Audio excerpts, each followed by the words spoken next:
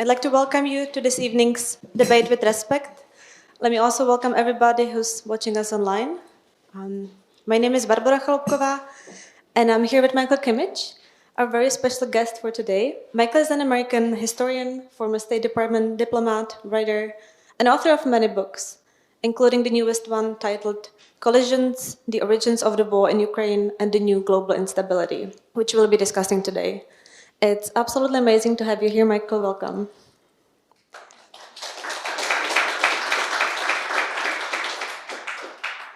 Quick note before we start, we will have time for questions from the audience, and we will address them at the end of the debate. Michael, I want to talk about as much as possible about your new book, of course, but as a way of introduction, I was thinking if you could talk a little bit about your travels with the book. You've been touring the US and Europe with Collisions in the past weeks, and I'd be interested in your observations, how the topic of the war in Ukraine is perceived in different Western countries and in the US. What are the differences? Well, first of all, thank you so much, Barbara, for the invitation to come back to the Václav Havel Library for another debate with Respekt. It's so nice to be up on the podium again with you, and although I can't read the magazine Respekt, I can have great respect for it from the people I know who are in its ambiance, and it's a pleasure and a privilege to be among you this evening. So I can say two things about the book tour so far. One of them kind of frivolous, and the other maybe a touch more serious. But for some reason, every place I went in the U.S., University of Texas at Austin, Yale and Columbia, roughly a week later exploded with protest about the Middle East. So I don't know what that means about my campus visits. I don't know what it means about the book, but there was some strange phenomenon, including, Barbara, the conversation that you attended at Columbia. About a week later, the campus, which was extremely peaceful and picturesque on that particular day, became something a bit different roughly a week later. You might extrapolate from that the simple point that in the U.S., the Middle East has sort of taken over the conversation about international affairs, but that's an easy point to make at the present moment, but certainly one that I noticed on the road. I think in Europe, all I would say is this about the book. It made me understand the book better, and it's self-evident when you're over here. I think that there's a very extensive emphasis in the book on the role of the United States, and I think that's not taken for granted here. It's not that Europeans don't recognize the role that the U.S. has played either in the war or the lead up to the war, but having spent time, talking about the book in Germany, maybe unsurprisingly, Germany is somehow at the center of the story there. And I'd be very curious to learn more about the Czech Republic and its framing of the sequence of events and the significance of the war. But I'm startled now almost by how much I put the U.S. in the center of the picture. I think that distorts some things, because after all, this is an event in Europe, and its biggest meanings are about Europe. But I also think probably for European audiences, it's interesting, at the very least, to get not only an American perspective, but a perspective that puts the United States so much in the foreground. So happy to say more about that, but that's the major thing that I've noticed. The Czech perspective might come up in the Q&A session, but let us start from the beginning. The key argument of the book is that the war should not be understood as one conflict. There are different dimensions, three collisions. Could you walk us through the argument, Michael, and explain why it is important to keep these three dimensions in mind?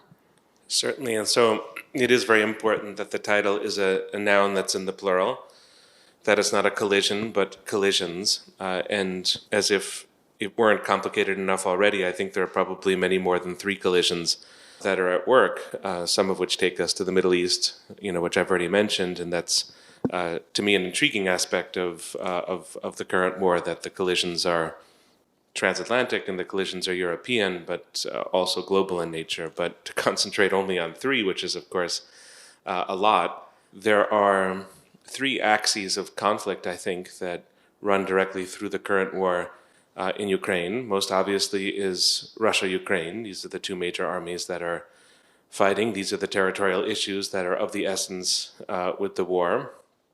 And you could, with the observation of the historian Serhii Plokhy, who's written a book about the war, borrow his observation that for both Russia and for Ukraine, these are going to be state-building wars, that these are going to create new kinds of states, perhaps even new kinds of nations, obviously of a different kind, but that's the core of it. That's the heart and soul of this war.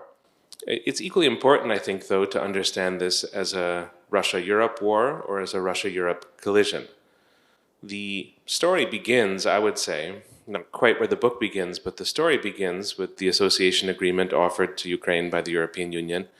This follows from a EU program in 2009, the Eastern Partnership Program, and that put the decision in the hands of the then president of Ukraine, Viktor Yanukovych, to figure out whether he was going to lean more toward Russia or lean more toward Europe. And he tried not to make a decision, and then in Vilnius in 2013, he decided to go with Russia, and that in turn sparked a revolution in Ukraine, which ended in Yanukovych's flight to Russia in the third week of February 2014, and then almost immediately after you get the annexation of Crimea and gradually the movement of Russian soldiers into eastern Ukraine. So there, Europe is fundamental, and there are a number of ways in which Europe remains fundamental to the conflict. One doesn't have to remind a Czech audience of how much European countries are doing to assist Ukraine militarily. That's one part of the story.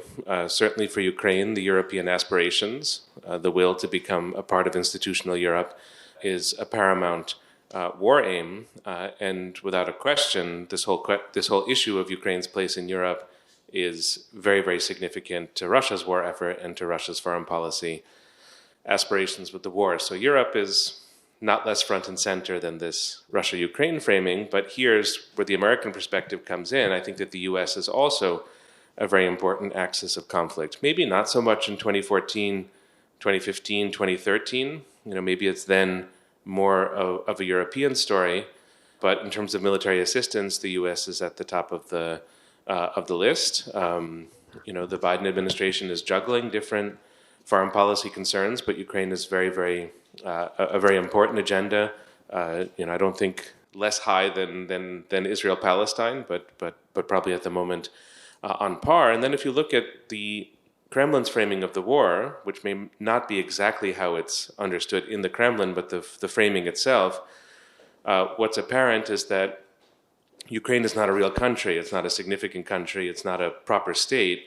Europe itself is not a geopolitical actor. In a way, Ukraine is a shell, and Europe is a shell, and behind these two shells is the United States. And so when the Kremlin describes the war as a war with the collective West, the U.S. component of that is really important. So we need to try to understand these three axes. Very final thing I'll say is I think they're all quite different as conflicts. I think they all have different points of origin. They have different dynamics, and I think they will have different conclusions. They won't all end at the same time. I want to maybe start with the Europe-Russia collision, because as you said, I think that might be of the greatest interest to the audience here. Much of the arc the book charts is about the end of the idea that post-Cold War peace would be the norm. And it is about the slow realization that it may actually have been an exception to the norm, right? Why did it take us, most of us, something so brutal as the war in Ukraine to realize that? It's a very significant, very important question that demands as much analytical attention as we can give it. I can think of a few overlapping reasons.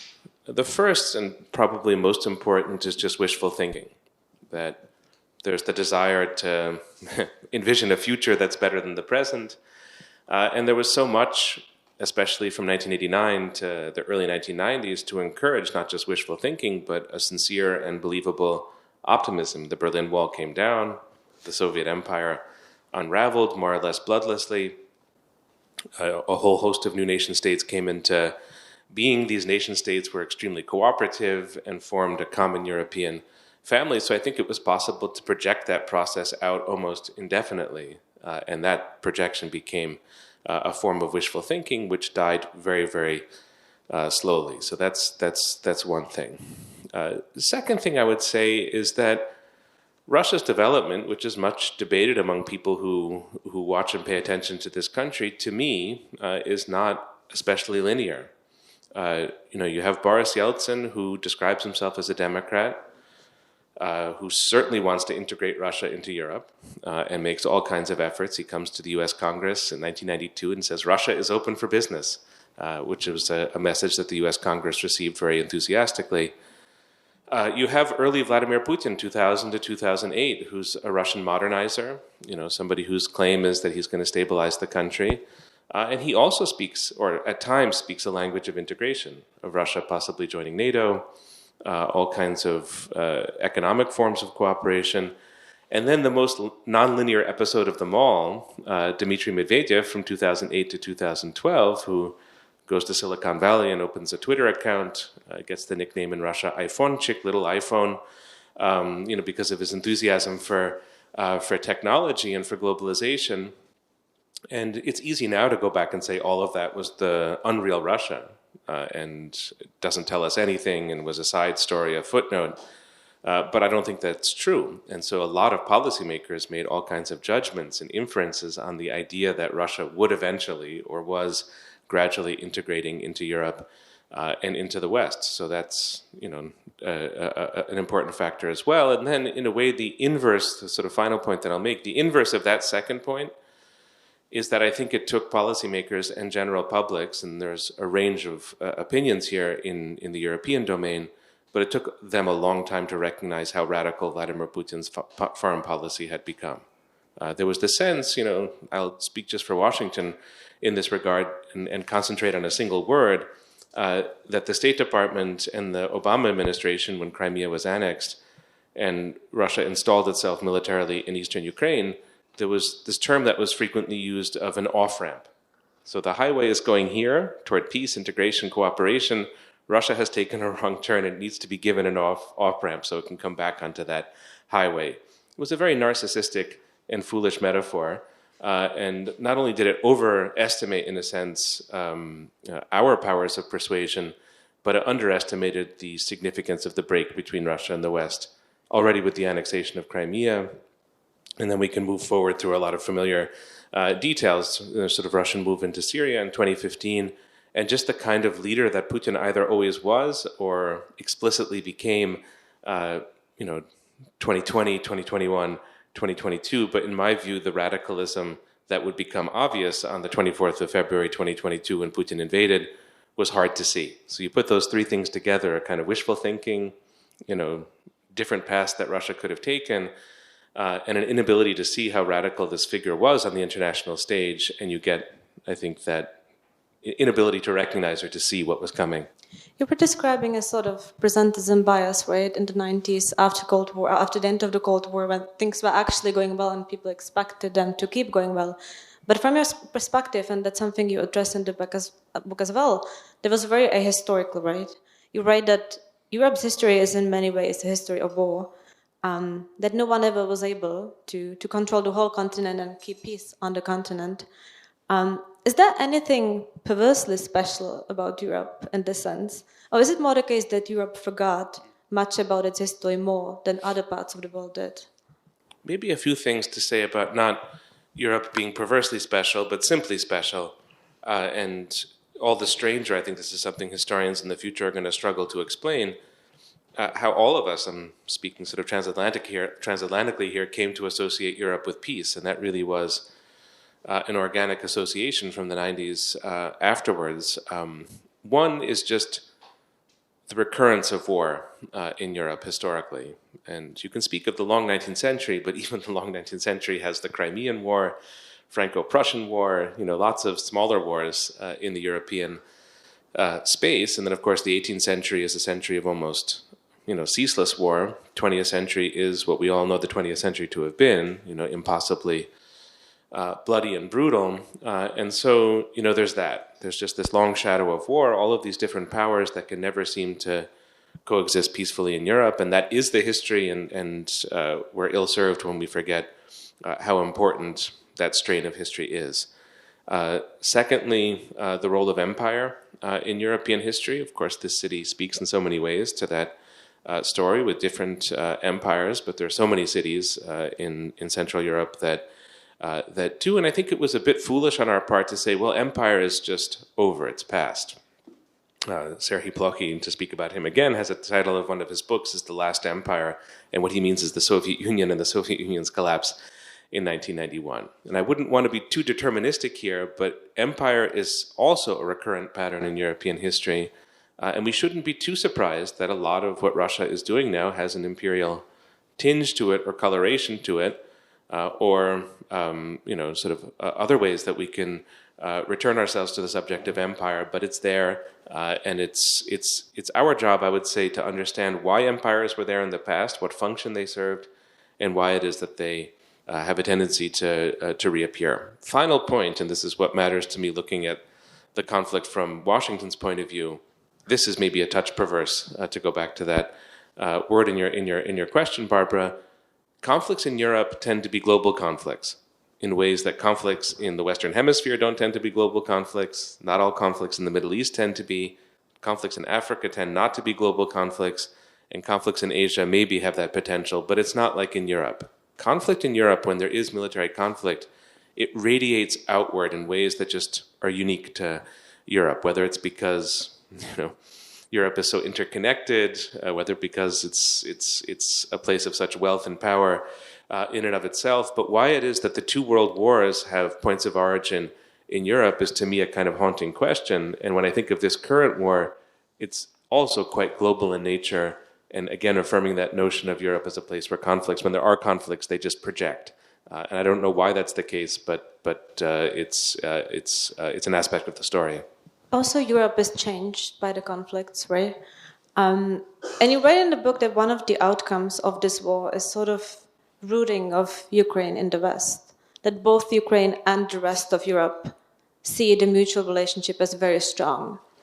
How does this change both Europe and Ukraine? So it's anybody's guess where the line of contact between Europe and Russia is going to be at the end of this war, or where the line of contact between Ukraine and Russia is going to be at the end of the war. It's my conviction, as much as I can, try to speculate about the future, that neither Ukraine nor Russia is going to win this war. It will be a war that sort of persists, but it's not going to end in the clear-cut victory of one side or the other. But I don't think that means, maybe that sounds gloomy or pessimistic, but I don't think that means that the war is going to prevent Ukraine's journey toward Europe. I think it's been too much internalized as one of the things that gives the war meaning in Ukraine. In some ways, the war itself has sort of changed the structure of the population and made it much more difficult for people in Ukraine to relate to Russia. And then there are all of the bonds that are forming of military relationships, political relationships, legal relationships, etc. So whether or not Ukraine is a member of the European Union, which I think is possible, and whether or not Ukraine is a member of NATO, which I think is unlikely for the foreseeable future, that trajectory is there. And, how much people in the West care about Ukraine is not an easy question to answer. I think a year ago when we were talking about this, it was a different level of commitment than we see at the present moment. But even if we take a somewhat cynical view of that, I think what Europeans have learned is just how significant Ukraine is to them. They may not care about Ukraine, but the conflicts in Ukraine care about them. And I think that's going to be an engine or a motor of connection between those two entities, Europe and Ukraine. Here I feel it's the sort of second point would be simply very speculative in terms of Europe. I mean, can Europe become a sort of bona fide military force? Going back to 2009 with the European Partnership Program, which offered a form of partnership to Belarus, Ukraine, Moldova, Georgia, Azerbaijan, Armenia. What was naive about that back then in 2009 is that it was an offer to these countries that had no security or military component. So it's as if the only connection that could be made between these countries in Europe would be one of politics or law, commerce, etc. That's no longer possible. So I think one of the ways that this war is going to change Europe is that sort of thinking is going to become a bit more inevitable. What does it mean in power political terms? What does it mean in military terms to offer a form of partnership, let's say at the moment, to a country like Georgia?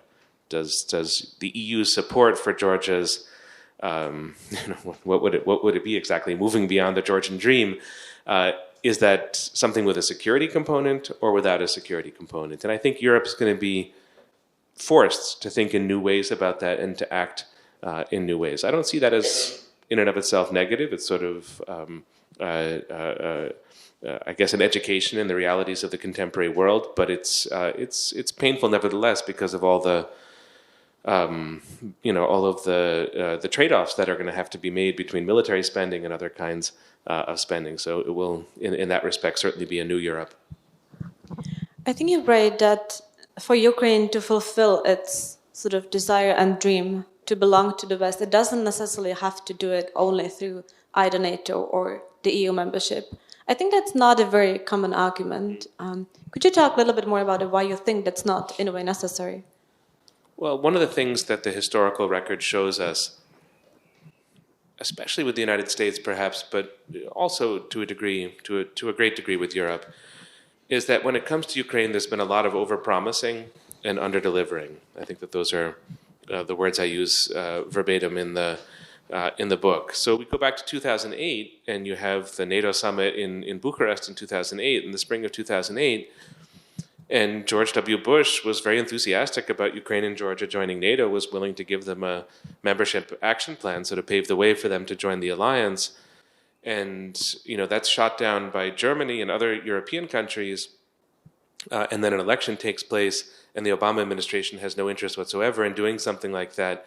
It ended up being empty words, and the scheme of things, rather dangerous empty words. And there is that tendency, certainly, in the United States, and you see Secretary of State Anthony Blinken is dancing exactly on that line. His recent visit to Kiev, its membership is there, it's kind of around the corner, it's almost going to happen, when his boss, President Biden, has said that there's going to be no NATO membership for Ukraine until the war is over. So if that's the position of the U.S., which I suspect it is, then better to say it and accept the consequences of that. And not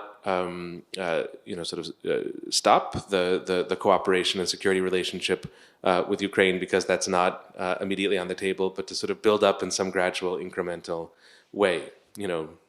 Under promise and over deliver. That would be such a good recipe for the United States in terms of its policy to many parts of the world, but certainly to this part of the world. And I think in Europe you get a lot of the same confusion for somewhat different reasons. EU membership depends on countries like Slovakia, Hungary, and others agreeing to Ukraine's being a member, so there's politics. But if that's the case, you also want to be careful about what you promise. And if you can't promise everything, then you think about the things that you can credibly promise, because the real danger in this is not that Washington looks less credible. I don't think that matters too much one way or another. The real promise is that you get a devastation of morale in Ukraine because of these promises and this feeling that it's 6 months away or it's a year away, and then it doesn't happen, and then it's perceived as lack of support. So it's in that spirit that I think language and reality have to be very, very closely connected. Isn't it too late, though, for it? I think Ukraine has been promised much. How do you think that impacts the morale? That's a question I find very difficult to answer. I think that there has been, since we are among journalists here, this is maybe a point to raise with this particular audience. Public opinion in Ukraine is a hard thing to get at. There's a very optimistic line that you get from officials. I mean, State Department officials who go and come back and say certain things. There's a lot of great reporting on the war itself. There's a lot of great reporting on the high politics of the war, but how people feel, sort of smaller communities, different regions, different social classes, because as in Russia, in Ukraine, it's the people from the lower social classes that are fighting the war.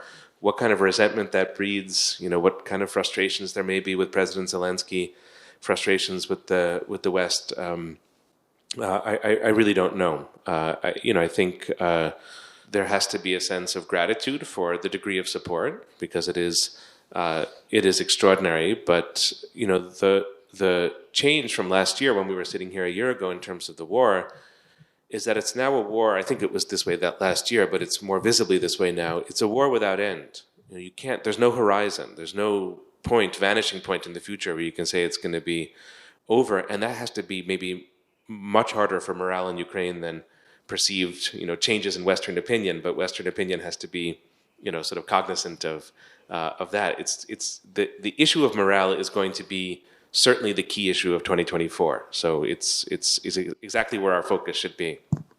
One more question on the institutions, because both the EU and NATO were, in a way, formed as a response to the Second World War and its aftermath. And that was a very different world than the world of today in many ways. Do you think the institutions are capable of addressing challenges of 21st century? Not that we would have anything better, right? But are they maybe, in a way, outdated in their capacity to address it?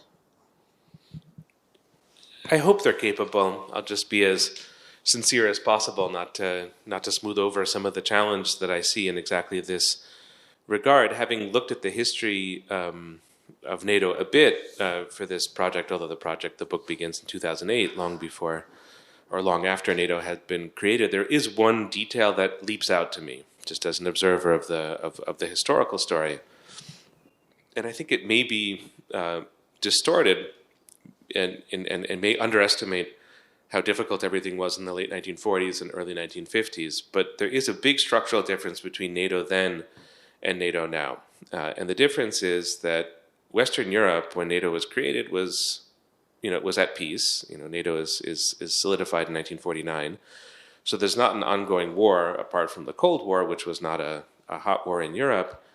And there was an Iron Curtain, so it was unambiguous, sort of who is in, who is out, although Germany was a big ambiguity because Germany was both in and out. The city of Berlin was in and out at the same time.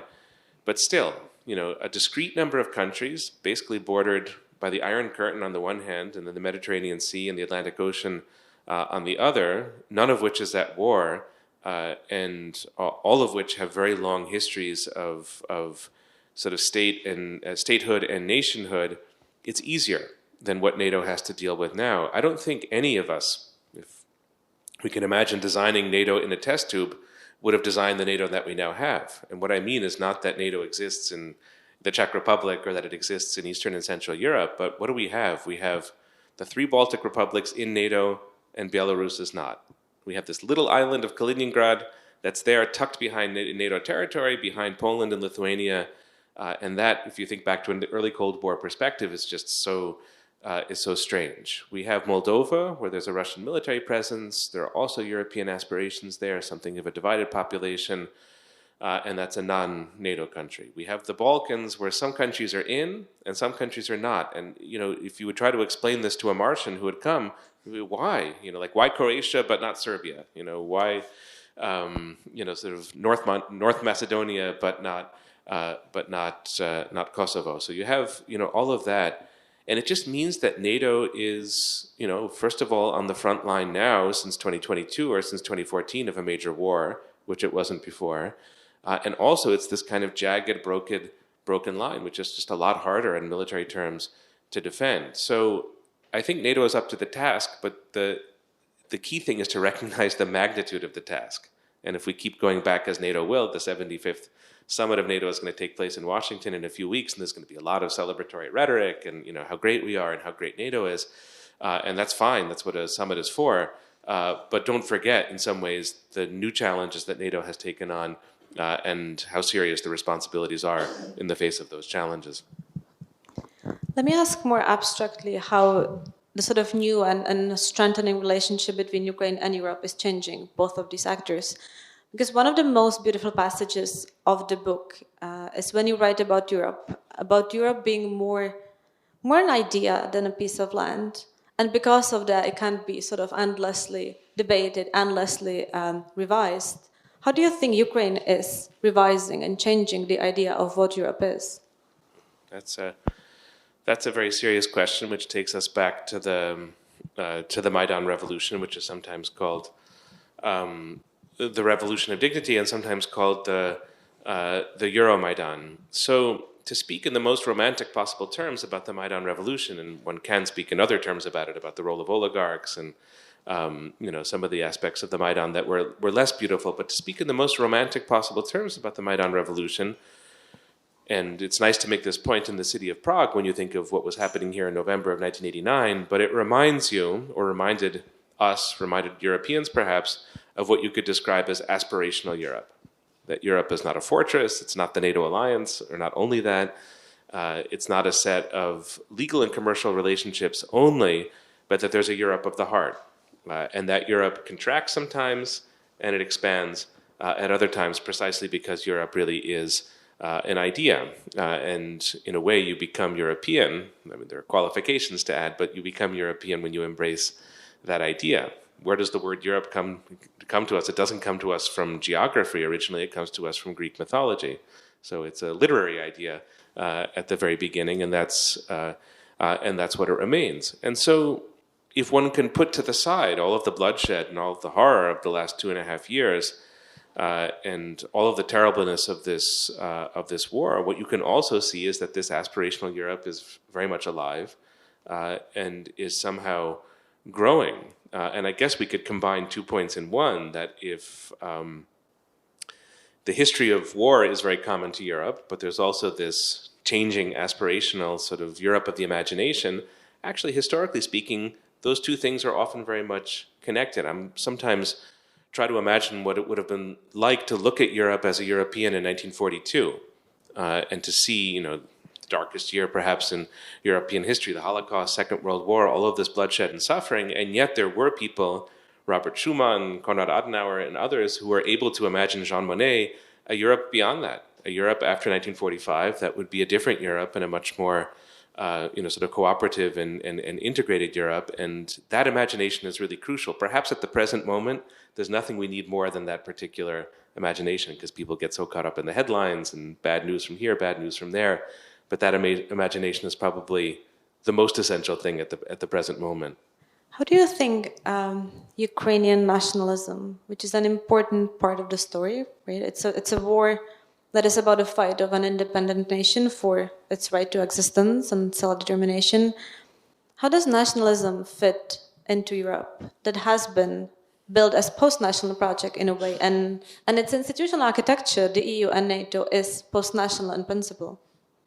Well, it fits awkwardly because, if you can forgive me for saying so here, I think the paradigmatic European nation is Germany, or the paradigmatic European country is Germany. And what happens with Germany after 1945? It has to, remake itself. It has to divest itself almost of nationalism, and Europe has to take on, or rather, Germany has to take on Europeanness, which it does. There are limits to that story too, and that whole process gets deeply interwoven into the European Union, where the price of entry almost is to be a bit less of a nation and to be a bit more a part of this larger European project or this larger European entity. And that was all rather solid until 2014 or until 2022. And if you acknowledge that Ukraine is at the heart of Europe and you acknowledge that Ukraine is European, it's doing the opposite of what Germany did in 1945. It's going to become a European nation forged in the crucible of war. So that's simply a new departure and a very interesting thing to consider. If I could tack on one additional point there, the challenge in this regard, I think, is not whether Europe will accept Ukraine as a European nation. I think that will happen. The challenge is preserving democracy in the midst of war. And I'm just not sure about President Zelensky in this regard. I'm not entirely sure. I think he is a Democrat by nature. He's certainly not an authoritarian by nature, but you've had martial law in the country now for 2.5 years, which means no elections. You also have a president who comes from the media world. President Zelensky is not just a former comedian, but a former TV producer, and he's been pretty manipulative in the way that he's tried to control media in Ukraine. Now, exactly like Woodrow Wilson in the First World War in the United States, it's not the first country in wartime to shape and control public opinion or access to information, but that, I think, is a key question. And at the same time that the war has to be in the foreground, that issue of preserving democracy can't be too far in the background, because if Ukraine deviates too far in that regard, the European path becomes that much longer and more difficult. It's a great ask of a country in a war, right? And I can see why European countries would be hesitant to do that. Let us talk about the US dimension of the book, because that's a very important part of your book. And the US involvement is what makes the war global, in a way, in a sense, and especially U.S. involvement is what adds the potential nuclear dimension to the conflict. And the echoes of Cold War are very strong in this case. But Michael, you have argued that the situation is even more dangerous than during the Cold War. Could you elaborate on why? Sure. And, there were two moments in the Cold War when things almost ended disastrously. The first is better known as the Cuban Missile Crisis. And the second is, I think, 1983 or 1984. The Able Archer exercise was a NATO exercise and was interpreted in the Soviet Union as possibly an act of war. And there was some movement toward a nuclear retaliation, and that was called off. So I wouldn't want to suggest that the Cold War was without its moments of nuclear risk or potential nuclear catastrophe. But there are a couple of things that separate us from even that difficult period, and they deserve to be underscored, not to induce a feeling of panic or helplessness, but just to realize where we are.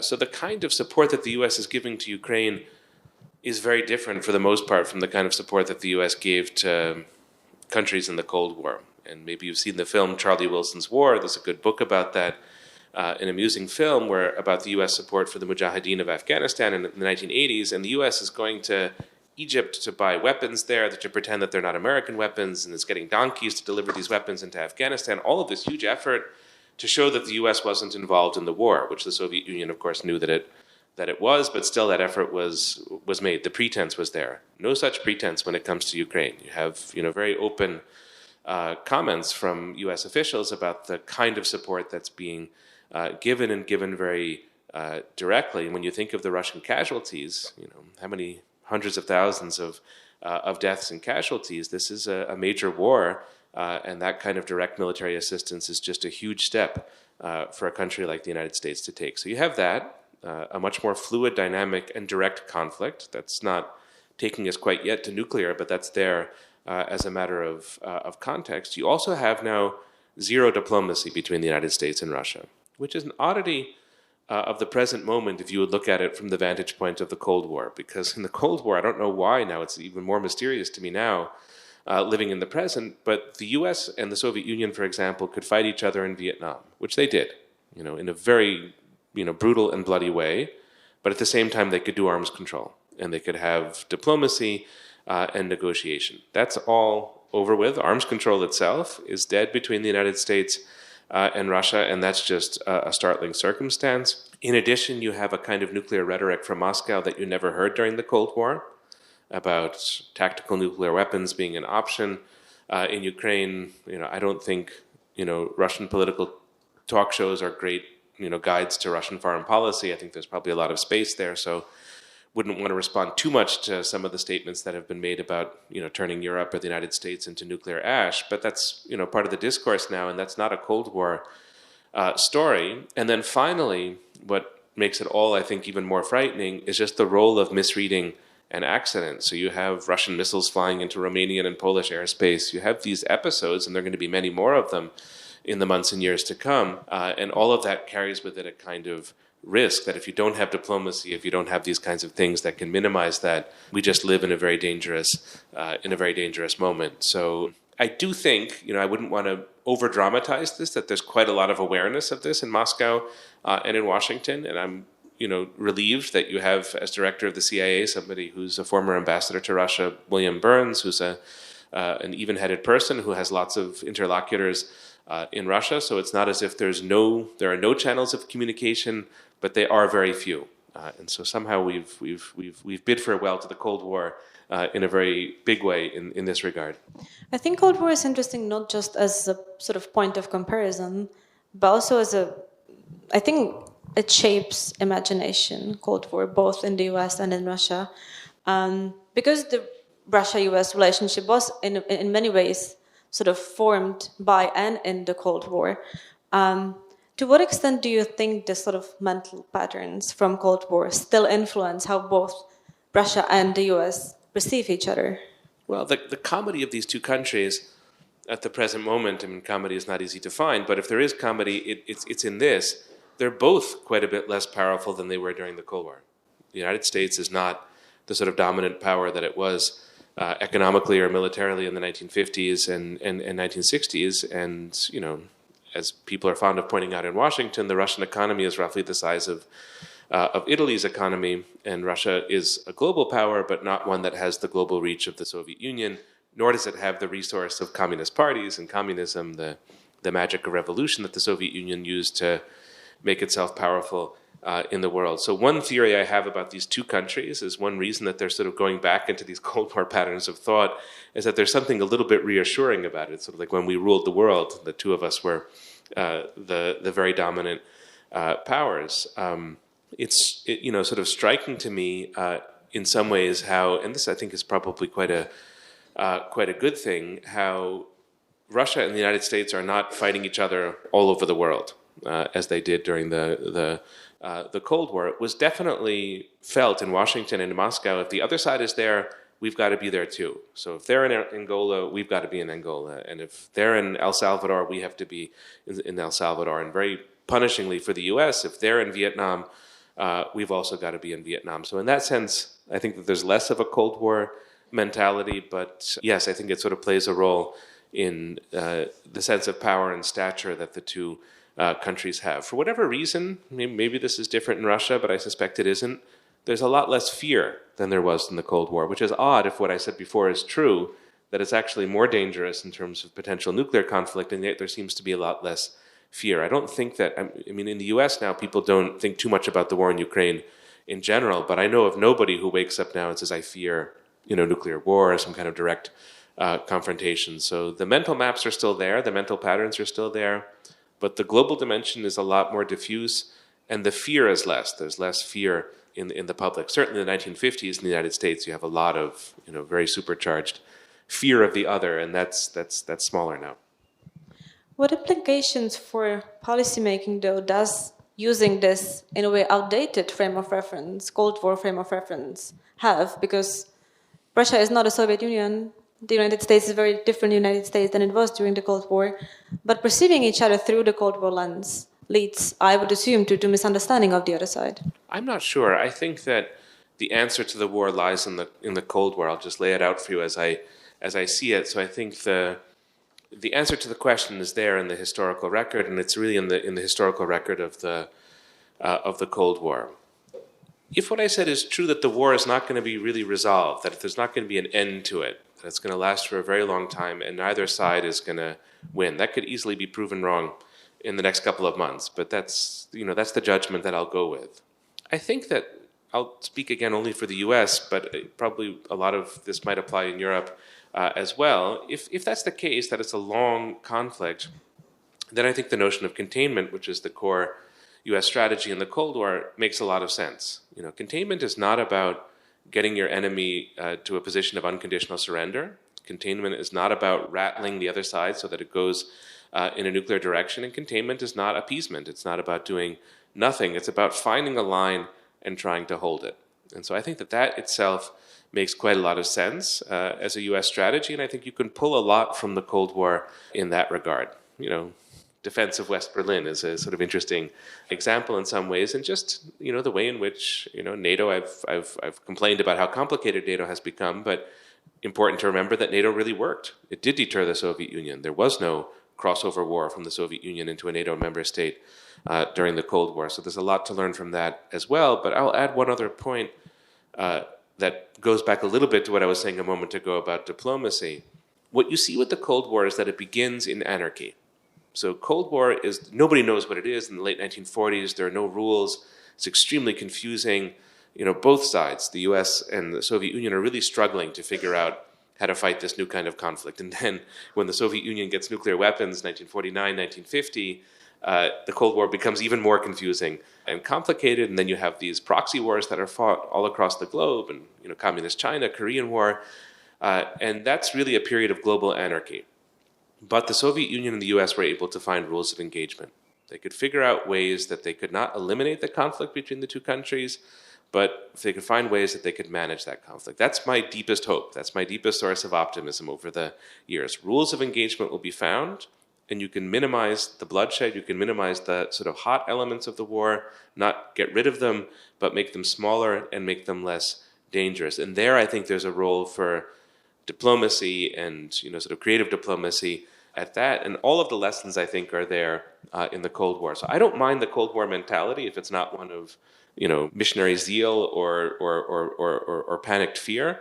I think strategically the Cold War is where we need to go, not to figure out the past, but to figure out the future. I think that's a good distinction. Collisions is in a way, at least that's how I read it, a courageous book in a sense, because it is a very early history. It's not sometimes even history at all. And you, as a historian, must have felt probably that it's a little bit out of your comfort zone. I was thinking, what kind of information did you wish you would have an access to that would allow you to make either different conclusions, stronger conclusions? If you could pick any sort of information, imagine it.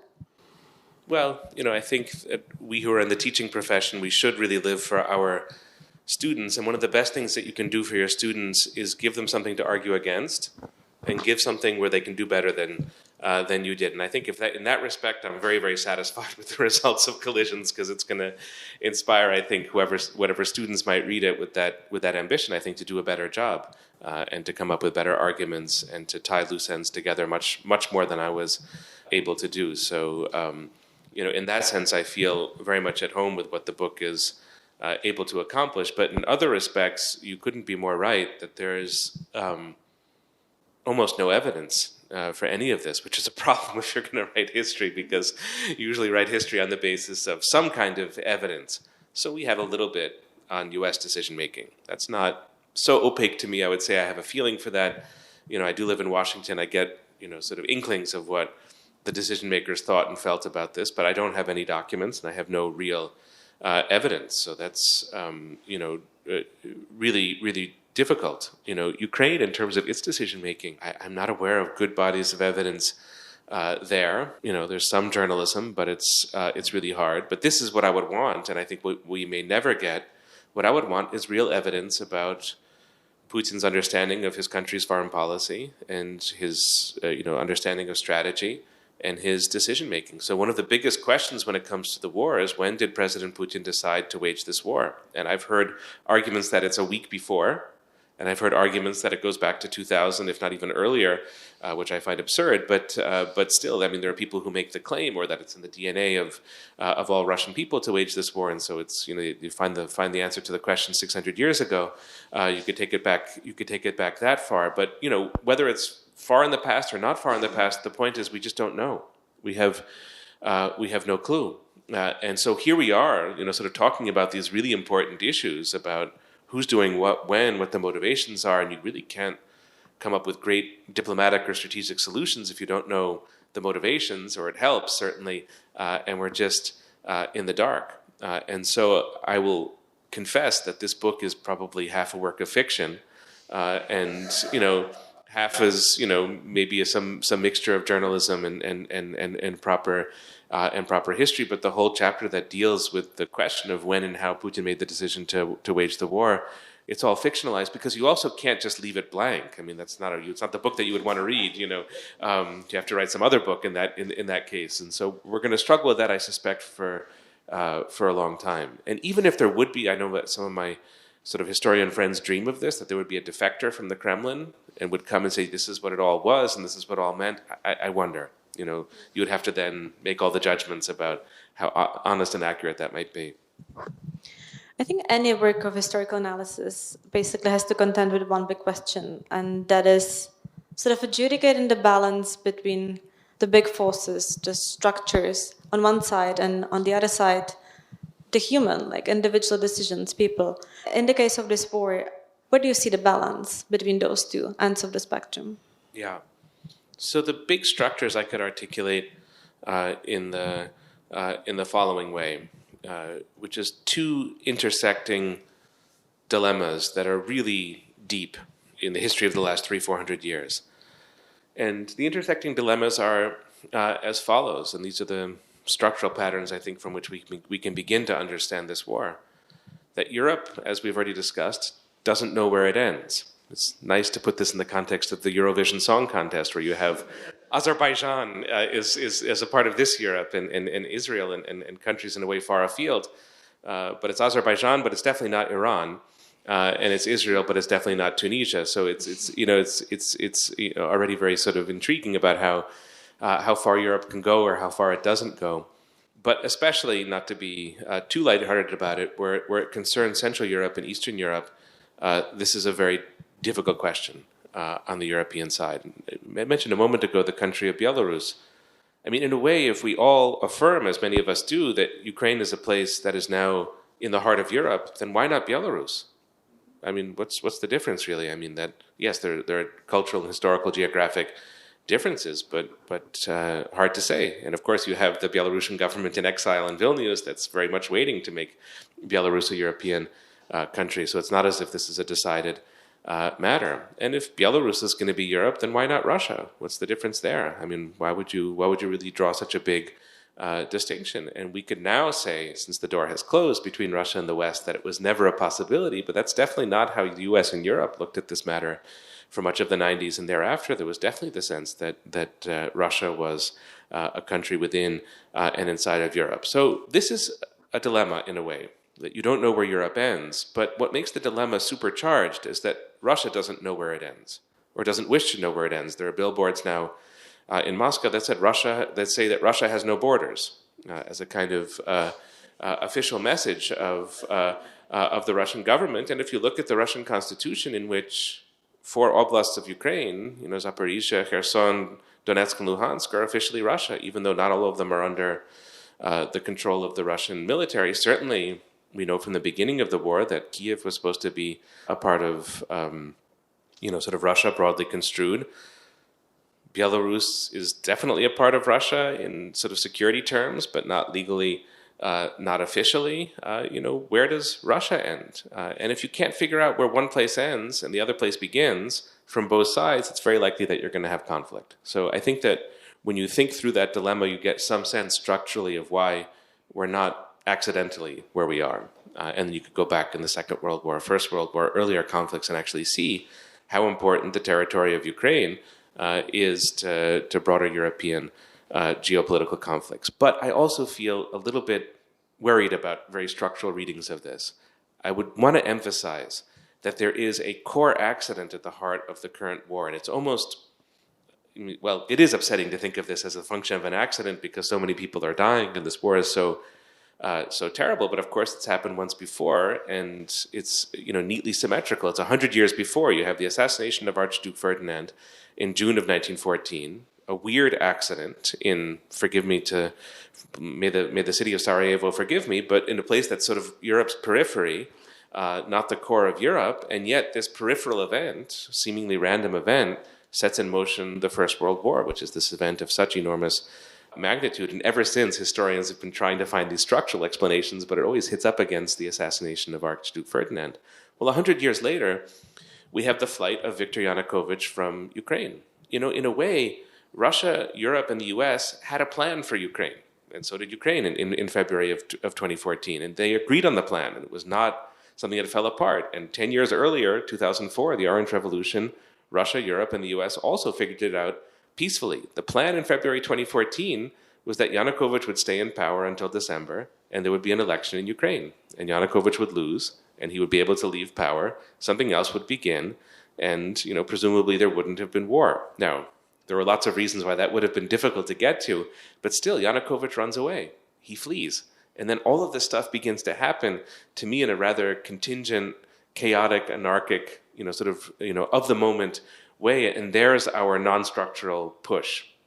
So you do have the structural factors, of course, but accident and contingency is you can just feel it in this conflict. And we need to qualify sometimes our very structural readings with a recognition of that. I think there is like strong structural reading of the war in Ukraine, and then you have the very personalistic accounts of psyche of Putin, right? Sure. But he's not the only interesting individual in this story. Like, your book has a great chapter. You mentioned Dmitry Medvedev, the one-time Russian president. You describe really interestingly his relationship with Barack Obama. Both of these men are in a way out of picture right now, but they were at the origins of the war. The way Obama described Medvedev is, he said he was young, trim, clothed in hip European tailored suits. He smelled more than Putin. He was boyish in demeanor. He was the great modernizer of Russia. He was supposed to be the great modernizer of Russia. And today, Medvedev's comments on the war in Ukraine, I think are, even by Russian standards, one of the most outlandish ones. What happened to Dmitry Medvedev and people like him? Well, that's a hard question to answer. He's an especially mysterious figure. I'll give you the real answer to your question, and then take us back to the Medvedev who you could invent, and who I think was invented between 2008 and 2012. I mean, Medvedev is, like many people in Putin's orbit, he's pretty much a mediocrity. He wouldn't have risen up by his own charisma or sort of rhetorical brilliance or deep intelligence. So he's very much dependent on the boss. He's a company man, and there was a brief moment where he disagreed with some of the things. He disagreed with President Putin, perhaps, or perhaps it was a game, but perhaps they disagreed about Libya and the NATO bombing of Libya in 2011. He certainly spoke a quite different language, but he knew who he was working for when he was the president. He was sort of called up by Putin, to be sure. And when Putin muscled him out of the picture and returned to power in 2011, 2012, it's not as if Medvedev mounted a mutiny as Prigozhin did last year, or went to the streets or tried to speak to people or even complain about his predicament. He went along with everything as a good company man would. And so his perks, privileges, position, status within that system, it all depends on the relationship to Putin. You could say in the language of communism that he sort of overfulfills the plan now in terms of his language and rhetoric. And, there's the speculation that he's an alcoholic and he sort of tweets when he's drunk, which would be a possible explanation. But it is, he's sort of gone as far in the direction of supporting the war as one could. But it's not really inconsistent with the pattern. If you have to show the boss in a way how loyal you are at the present moment, that's certainly what he's doing. But why was it in 2008 and 2012 that you could imagine otherwise? Well, first of all, you couldn't see the future. That's part of it. But I think he also spoke, speaking only for President Obama, a very seductive language. That he's like Putin, he's trained as a lawyer. In fact, they had the same law professor in St. Petersburg. But that was sort of seductive, that he speaks a language of bureaucracy and law. And he said, for American ears, a lot of the right things, as I quote in the book. When you have the Arab Spring, Medvedev says, 2011, well, when people get annoyed with their government, that's what they do, and that's good that they do that, which is obviously not the message of the Russian government, under Putin when it comes to similar such episodes of street protest and moving against the government. So you have that, and you had, I think this was maybe most seductive of all for the U.S., Medvedev's fascination with technology. And that his signature plan, is to build the Silicon Valley outside of Moscow, which he tried to do. And he went to Silicon Valley and was really amazed by it. But I can just leave you with this image of those years and of the relationship between Medvedev and Obama, because I was startled to see it when I went back to look at it for this book. There's a famous meeting between Medvedev and Obama, I think it's 2010 or 2011, called the Hamburger Summit at a hamburger restaurant that no longer exists, Ray's Hellburger in Arlington, Virginia. And you see these photographs of the two kind of young guys with their shirt sleeves rolled up, and they're eating hamburgers, and there are all these, sort of condiment bottles on the table, and it looks like they're in an American diner, sort of eye to eye, two good friends. But behind them, and I don't know why this was there in the hamburger restaurant, but behind them is a poster for the film The Cabinet of Dr. Caligari, which is a 1920s Weimar era horror film. So that to me is the kind of omen that they were sharing hamburgers, but there was something something on the horizon that was going to be different. Last question before we open it to the audience. But when I think of Medvedev and people like him, I ask the question also partially because I think about the question, and it's a speculative question, I know, but to what extent Russian elites really do believe what they're saying today about the West, about NATO, about the EU. And I think it's important also because if you go back to the Soviet Union and you said, like, Medvedev, he's not over-promising, overdoing the plan. But when you go back to the Soviet Union, so the sort of dissonance between what was said and what was believed was at some point so wide that it was basically made the whole regime untenable. And I don't know if this is something where we might be heading in Russia, or if the people truly do believe that. That distance is definitely there. You could see it at the beginning of the war with those televised episodes where people from the government had to sort of show their support for the war, and you could kind of see how they were going through the motions. There's definitely a language that you have to speak now in Russian officialdom when it comes to the war, when it comes to politics. There are attitudes that have to be held, and that's held, I think, as a matter of etiquette, almost. It has ritualistic elements to it, and that, of course, is somewhat reminiscent of the Soviet Union. But I would also emphasize the differences. There's a big difference between an ideology like communism and this unbelievably strange thing that was the Soviet Union, these different republics, and the whole construct of it was in so many ways so unnatural. There's a huge difference between that and nationhood. And what happens in 1991, it happens in this country, earlier it happens across the former Soviet Union, is that you have all of these new nations, but that also happens in Russia. And in a way, the Russia that you get in 1991 is the most Russian Russia you've ever had. It's territorially much smaller, but there are far fewer non-Russians under Moscow's control. So it becomes much more of a nation after 1991. And so that language of nationalism, or that language of nationhood, especially in wartime, yes, is constructed, and there's an official element, and of course it's criminalized. You can't speak against the war if you're in Russia. That's a criminal offense, and people have been persecuted for that. But there is, I think, a sincere language of nationhood. The way I would characterize it, I can't say for Russian elites. I think there's a gradation, a kind of spectrum. Some are true believers. It didn't seem to help Mr. Patrushev, who was just demoted, who's one of the truest of the true believers, but that is neither here nor there. There's a gradation, I think, within, obviously Foreign Minister Lavrov doesn't believe 3/4 of what he says, and I think he thinks this is a foolish war, and he's kind of miserable. You can kind of see it in his body language and his face, but he's an ornament to the regime. He doesn't particularly matter in terms of policy making. But the population, I think, divides between people who have a very sort of sincere wartime nationalism and those who are anti-war. And those are probably a minority who are really, truly anti-war, but anti-war in the sense of not wanting to lose.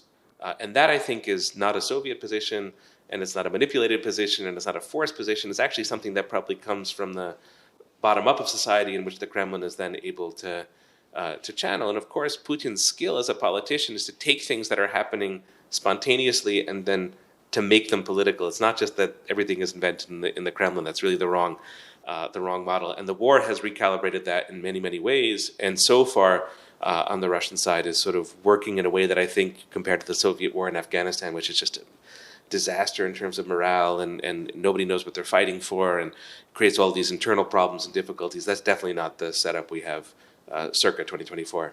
We'll take the questions from the audience.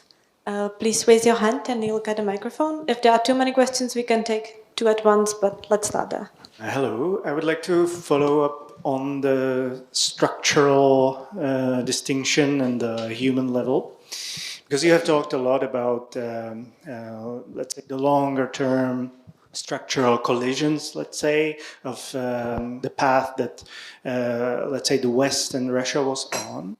Now, war or conflict is also, even almost by definition, a failure of deterrence. And maybe looking at this from a more direct or shorter-term perspective, do you think Putin or Kremlin or the Russian regime was in fact deterrable, even in the moment when already the plans were set, for example, where cooperative relationship was long gone? Was it still possible to avoid the war in, let's say, the winter of 2021, 2022? Thank you. Great, thanks for the question. I wouldn't be an academic if I didn't say that I've just written an essay on this topic, which I commend to all of you, sort of free and in the public domain, about the failure of deterrence. So it's very much on my mind, and really a question I want to get to to the bottom of. I can give a very simple answer to your, really precise question, which is I think by 2021, 2022, it's way too late, and there's absolutely no way that Russia could have been deterred. The U.S. tried with sanctions or the threat of sanctions, that failed miserably. Where there's an interesting either miscommunication or misunderstanding or just episode is that you have CIA Director Burns, who goes to Moscow, I think, in early December of 2021, and he lays out the things that the U.S. is going to do if Russia invades. And I just wonder if they talked past each other. He didn't get to meet with Putin. He had to call him from a phone box and express that stuff by telephone. So I wonder there if there wasn't maybe some deterrent possibility if he had been a bit more forthright, or if Putin had listened to what he was saying. But I think in a way that's a very small hypothetical. I think it was way too late. I'll just briefly say why I think that's the case. I think deterrence of this war, it might have, if you had been thinking along the lines of really deterring Russia in 2011, 2012, then it might have worked, and that would have meant comprehensively building up Ukraine's military in ways that would really, the Air Force, the military, the Navy. Had that been a 10-year project starting in 2012, I think, Ukraine and its supporters would have been in a very different place in 2011 or 2021, 2022. Why didn't that happen? Some of it we've been over before, some of the wishful thinking about Europe and European integration, that certainly plays a role. I find Western diplomacy toward Ukraine all the way up until 2022 just to be lazy. It's like, well, maybe it matters, maybe it doesn't, maybe it's this, maybe it's that, maybe we can say this, maybe we can really half mean it. And so that very laziness of not being precise, not being careful in language, not sort of threatening what was really threatening, I think itself contributed to a failure of deterrence. And I think also, when I said before about not seeing Putin's radicalism, that there's just an underestimation of Russia that's chronic until 2022. And that underestimation is that they're not going to do it. It doesn't make sense for them. So it's not even a thinkable event. And if it's not thinkable, then it's not deterrable. But also that if Russia does it, our sort of economic tools are going to be so strong that it's not going to work. And that didn't pan out. And also, if Russia does it, there's not going to be enough social cohesion in Russia for the war to work also. So sort of Russia will implode if it takes on an event of this magnitude. And all of that, I think all of those mindsets and attitudes which vanish on the morning of the invasion made deterrence so much more difficult. But the very final thing to say is that, of course, nobody in 2011, 2012 was thinking of deterring Russia and Ukraine. Maybe in Eastern Central Europe, that's a bit different. I don't want to confuse the U.S. with Europe in this regard, but certainly nobody in the U.S. was thinking of deterring Russia in those years, which is a big part of the explanation of why Russia was impossible to deter a decade later. I think it's interesting then the underestimation of Russia went hand in hand with overestimation of its military capabilities. But yeah, another question. Yeah, cool, thank you. I'm just curious, I don't know if it's like of interest to anyone else, but you talked about, or like Barbora, you asked the question about like what are the information that you'd like to have. So that led me to thinking, what are actually your sources when you're writing about Russia? Because I assume you don't go there, and like who do you trust? What sources do you trust? Who do you trust? Who is maybe there? Who do you trust from the Western analysts, let's say? Or do you trust, I don't know, Chinese analysts who have their own interest in the whole thing? So how do you work and maybe even try to predict things in an environment where that is basically so information poor? Yeah, I hope everybody's interested in the question because it really seems crucial for policymaking. How do we know what we know? And what judgments can we make? What conclusions can we draw? In terms of the people I happen to have been in touch with, I don't know if these are familiar names, people like Dmitry Trenin and Fyodor Lukyanov. It's interesting to me that they were both wrong about the war. They were both convinced that it was not going to happen, and also convinced that it wasn't a good idea. Both of them sing a very, very, very different tune in the present moment. But that was their, sort of attitude and mindset before the war. So that made me realize, many others as well, that even foreign policy experts in Moscow who are in the loop in some ways, when it came to this war, of course, the war was conducted at the beginning in a lot of secrecy, they were definitely not in the loop. I can say I think what you don't want to do in this regard, and this is to boil down too many of these questions to Vladimir Putin's psychology. And my least favorite method of this, and it crops up in so many sort of TV shows that I've seen about the subject, is the anecdote of Putin as a young boy being cornered by a rat in his Leningrad apartment, and from this the conclusion is drawn that when he's cornered he lashes out, and that's a kind of pop psychology that I think we all really want to avoid when it comes to making any kind of serious statement about intentions. I think the character of Putin certainly matters. I think his speeches and public statements also matter in some ways. If we go back to the summer of 2021 and his essay about Ukrainians and Russians being one people, that definitely set off a lot of alarm bells in the U.S. government, and that was a bit of a roadmap to what he was going to do. So that's you don't always know, because there are a lot of different statements which ones are going to be the truly relevant ones. But sometimes what's right in front of your nose is something resembling the truth. So there's that, and I think you can also read the biography of Putin and try to understand his personality. He may not lash out when cornered, as the rat anecdote would have us believe, but he tends not to back down. I think that is true. He doesn't always respond immediately or quickly to things, but he doesn't, to my knowledge, back down much. And I think that that's certainly a relevant data point. But I would play all of the Putin stuff against what could be described as Russian strategic culture. And this, speaking only for the United States, is something that I think we understand very, very poorly in the United States. Actually, the number of English language books on this topic is strangely small. And strategic culture comes from history, it comes from geography, it comes from state-society relationships. And I don't think in this sense, again, having made fun of the rat story, I'll make fun of another quote that drives me a bit crazy, is Churchill's "Russia is an enigma wrapped in a mystery, swaddled in fog, and impossible to..." It's not. I mean, all countries have histories, and all countries have strategic cultures, and you can work on them, and it's not going to be predictive exactly of the future, but it can provide something of a map. So I think between Putinism and a careful study of Russian strategic culture is the best that we can do. But in terms of actual evidence, to go back to the very beginning part of your question, we never have it. So that's unfortunately just a precondition. Thank you for the great debate. And I have a question about, what do you think about deterrence power of NATO and a possibility that Russia or Putin will try to test our unity somewhere, maybe Baltic states or somewhere else? So it's very common when NATO is not having a summit and not congratulating itself. It's very common, which NATO of course likes to do, but it's very common for NATO and for debates around NATO to be burdened by the language of crisis. And of course we're living in wartime, and there are lots of crises, and they're never ending. Georgia is in the midst of a crisis. Perhaps your neighbor Slovakia is in the midst of a crisis.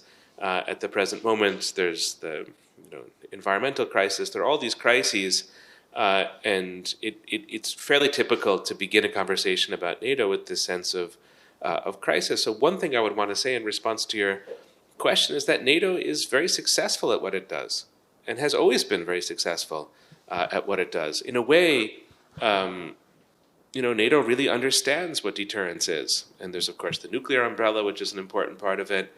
There are much more practical efforts in terms of deterrence. There's Article 5, which we can debate. Is it as credible as it was before? Will it change with the U.S. election? You can have those debates, but let's acknowledge first and foremost that the Article 5 commitment is real, and it's the backbone and it's the underpinning of an extremely successful defensive and deterrent alliance. Now, NATO's out-of-area operations, Afghanistan, Libya, that's a different story, but I don't think that could really be characterized as deterrence. It was something else. So when it comes to deterrence, we do want to remind ourselves not only to think about crises, but to remember that NATO is brilliantly good at what it's doing. I do think that point is acknowledged in Moscow. In a way, not wanting Ukraine to join NATO is a manner of paying respect to NATO.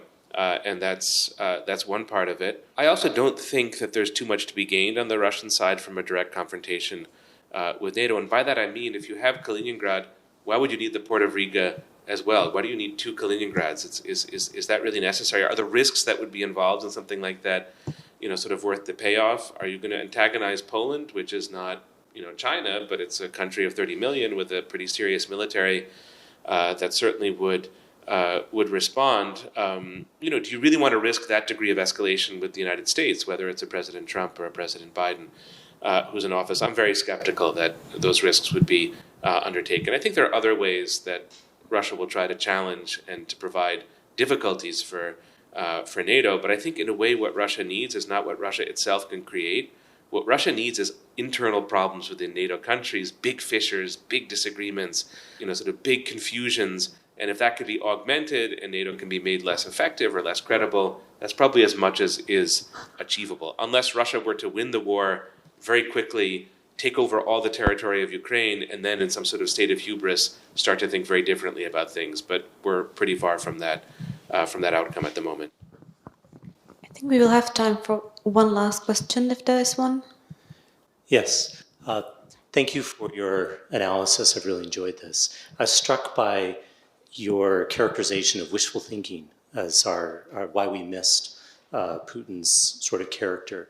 And I completely agree with that. I remember, the optimism that was built in the warm glow of the end of the Cold War. We all wanted things to be a certain way. But America, in addition to wishful thinking, also the other common characteristic of American foreign policy is paranoid pessimism. And we sort of careen back and forth between those two. And so this is probably not fair to ask a historian, but looking today, what would you identify as something that's either wishful thinking or paranoid pessimism in our views? Well, as Barbara has already pointed out, I've written a book without evidence, so as a historian, I can jump in and take on any question, past, present, or future, without. That was not my point.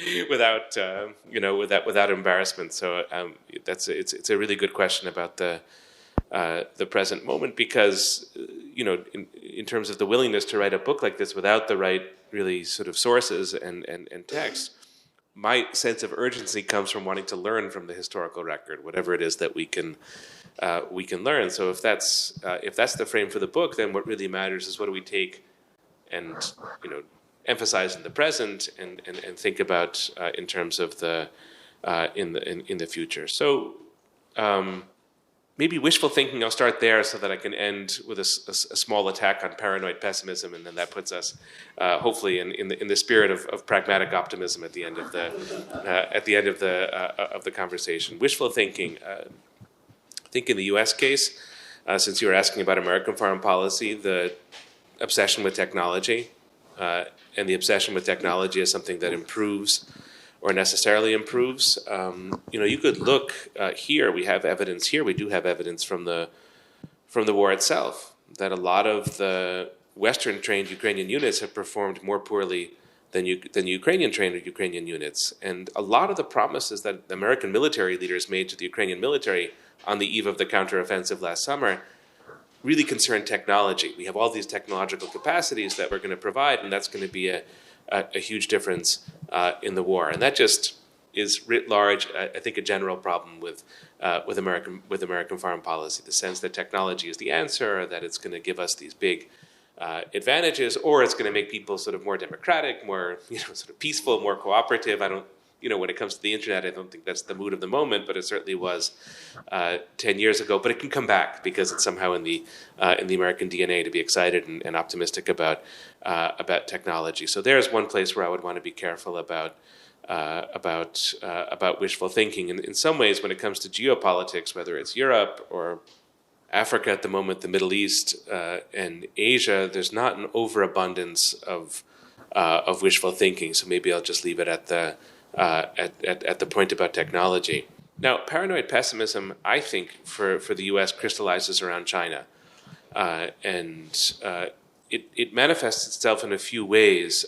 One is a very crude lumping together of North Korea, Iran, Russia, and China, sometimes referred to as the axis of the aggrieved, or the different people have different words for the axis of whatever they are, a little bit reminiscent of the axis of evil that was made famous during the global war on terrorism. I think this just takes a lot of nuance out of things. sort of going back to me, like the really ugly chapters of the Cold War of defining certain things in absolutely in the category of worry with a certain amount of demonization that also comes with that.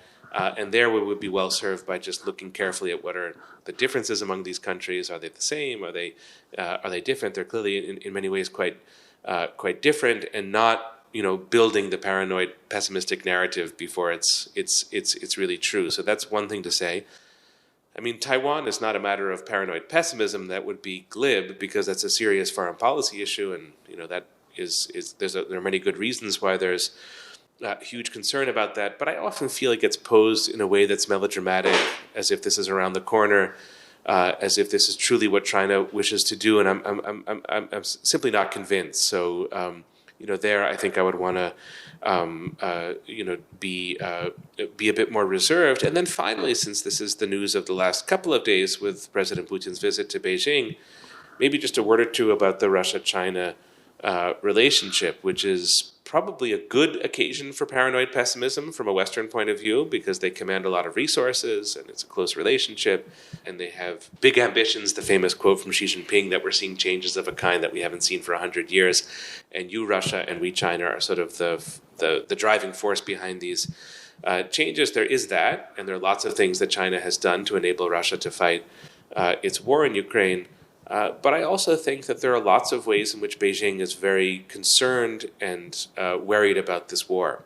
It happens to get in the way of its major project, the Belt and Road Initiative, which is supposed to go to Southern Europe and Eastern Mediterranean, Port of Piraeus and Greece. And here you now have a massive sprawling war in the midst of that. I think that the war itself, going back to the title of the book, creates too much instability for China. And you got a little bit of that even in the Xi Jinping Putin conversations of the last couple of days. It's China frames the war as a question of stability. He blames the West for being at fault, but he frames it as a matter of stability, which is a very different framing from what you get in the Kremlin. So for the U.S., going back to the U.S. and that sort of paranoid pessimism, if we are paranoidly pessimistic about only that, about China's role in the war, we may miss some of the ways in which China can bring a quicker end to the war, or be a factor in moderating the war. And actually, if you look at President Zelensky, he's very capable of, he wants to have the phone call with Xi Jinping, and he wants to have a relationship. The biggest trading partner of Ukraine before the war was not Germany, and it wasn't the U.S. It was China. I have no doubt when it comes to the reconstruction of Ukraine, China is probably going to be the first country in line. And so let's maybe think of ways to embrace that and turn it to the good, and not relitigate this kind of good and evil, black-white, Cold War mentality that only saw things in that manner. So let's conclude our evening by speaking out against paranoid pessimism. So let's conclude on the pragmatic optimism. Pragmatic optimism. Thank you all for coming. Thank you for your thoughtful questions. And most of all, let me thank you, Michael, for being here with us. Congratulations on the book. And it's been, as always, a real pleasure talking to you. Thank you. Barbara, thank you so much.